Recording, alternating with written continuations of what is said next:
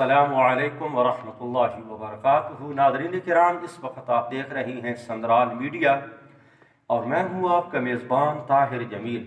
तो आइए अपने उन्वान के हवाले से गुफ्तगू का आगाज़ करते हैं। नाज़रीन, आज की गुफ्तगू होगी नमाज के चौथे वाजिब के हवाले से। तो नाज़रीन सुन लें, नमाज का चौथा वाजिब फ़र्ज़ की पहली 2 रकातों को क़िराअत के लिए मुकर्रर करना। फिर ज़रा सुने, फ़र्ज़ की पहली 2 रकातों को क़िराअत के लिए मुकर्रर करना। इसका मतलब क्या है, इससे मुराद क्या है फ़र्ज़ों की पहली 2 रकातों को क़िराअत के लिए मुकर्रर करना? तो नाज़रीन थोड़ी सी तवज्जो से बात बिल्कुल आसान हो जाएगी।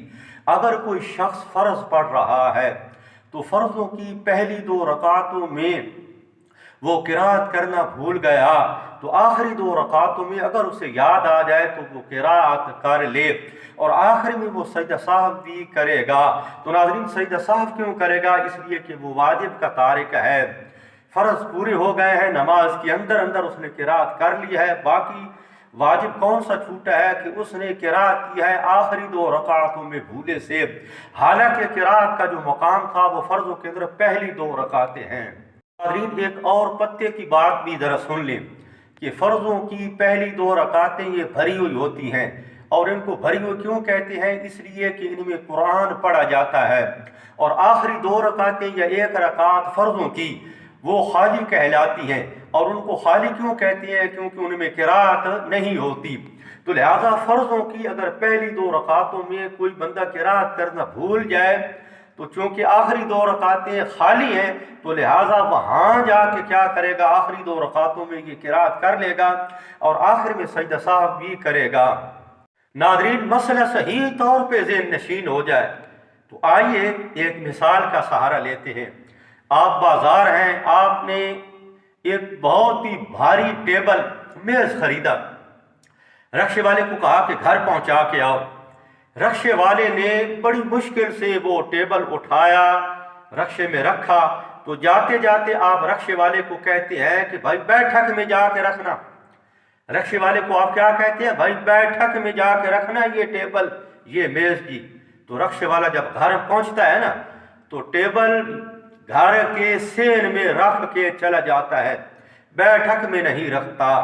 जरा गौर करें, रक्शे वाले के लिए बैठक में टेबल रखना ये क्या था? वाजिब था। और घर में पहुंचा देना ये क्या था? फर्ज था। तो उसने वाजिब को छोड़ दिया है और फर्जों को पूरा करके वो चला गया है। लेकिन अगर वो टेबल गली में रख के चला जाता तो वो फर्जों का भी तारिक था। तो वो जो वाजिब है ना बैठक वाला, उसकी तलाफी मुमकिन है। वो कैसे? वो कह सकता है कि सर मुझे जल्दी थी इसलिए मैं सेन में रख के चला गया। तो नाज़रीन इसी तरह जिस शख्स ने फ़र्ज़ों की पहली 2 रकातों के अंदर क़िराअत नहीं की बल्कि भूले से आखिरी 2 रकातों के अंदर उसने क़िराअत की है तो ये शख्स नफ्स क़िराअत को पूरा करने वाला है नमाज के अंदर। हाँ, ये अलग बात है कि इस क़िराअत का मकाम ये नहीं था बल्कि पहली 2 रकातें थी। तो लिहाजा ये वाजिब का तारिक है तो सजदा साहब के ज़रिए इसकी नमाज दुरुस्त हो जाएगी।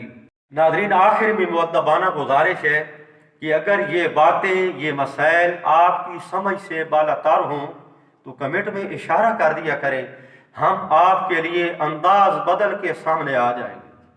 आपका खादिम ताहिर जमील। अस्सलामु अलैकुम वरहमतुल्लाह।